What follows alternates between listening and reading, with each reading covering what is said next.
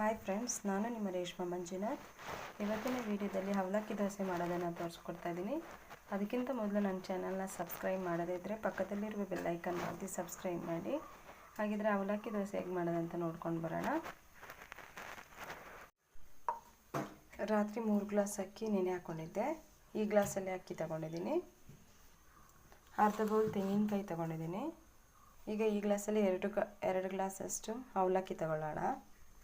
2 glass ಅವಲಕ್ಕಿನ ಇದಕ್ಕೆ ಹಾಕೋತೀನಿ.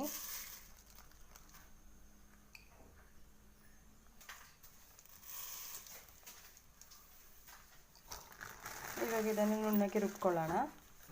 ತೆಂಗಿನಕಾಯಿನ ಇದಕ್ಕೆ ಮಿಕ್ಸ್ ಮಾಡಿಕೊಂಡು ಚೆನ್ನಾಗಿ ರುಬ್ಕೊಳ್ಳೋಣ.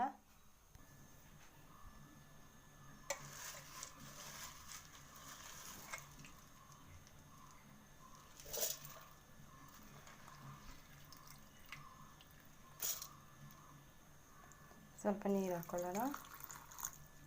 ಸ್ವಲ್ಪ ಉಪ್ಪು ಹಾಕೋತೀನಿ. ಇವಾಗ ಇದನ್ನು ನುಣ್ಣಗೆ ರುಬ್ಕೊಳ್ಳೋಣ. ನುಣ್ಣಗೆ ರುಬ್ಕೊಂಡಿದ್ದೀನಿ. ಇದನ್ನು ಒಂದು ಪಾತ್ರೆಗೆ ಟ್ರಾನ್ಸ್ಫರ್ ಮಾಡ್ಕೊಳ್ಳೋಣ.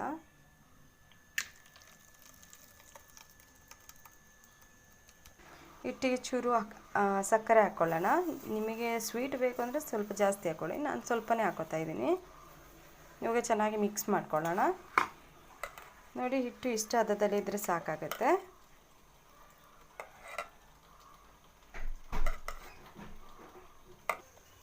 ಕಾವಲಿನ ಸ್ಟವ್ ಮೇಲೆ ಇಟ್ಟಿದ್ದೀನಿ. ಕಾವಲಿ ಕಾದಿದೆ, ಎಣ್ಣೆ ಸವರ್ಕೊಂಡು ಇಟ್ಕೊಂಡಿದ್ದೆ. ಇವಾಗ ಇದಕ್ಕೆ ದೋಸೆ ಇಟ್ಕೊಳ್ಳೋಣ.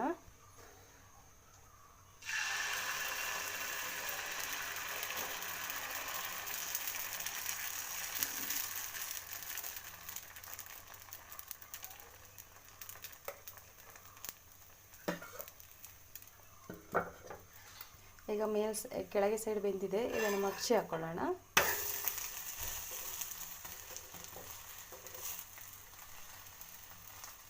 ಎರಡು ಸೈಡನ್ನು ಇದೇ ರೀತಿ ಬೇಯಿಸ್ಕೊತೀನಿ.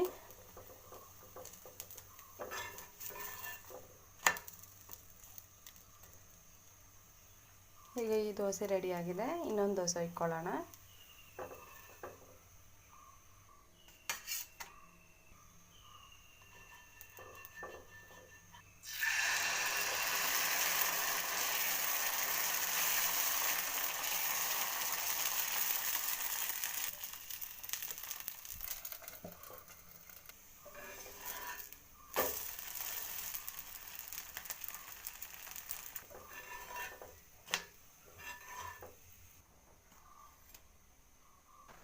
ಈಗ ಸಾಫ್ಟಾದ ಅವಲಕ್ಕಿ ದೋಸೆ ರೆಡಿಯಾಗಿದೆ.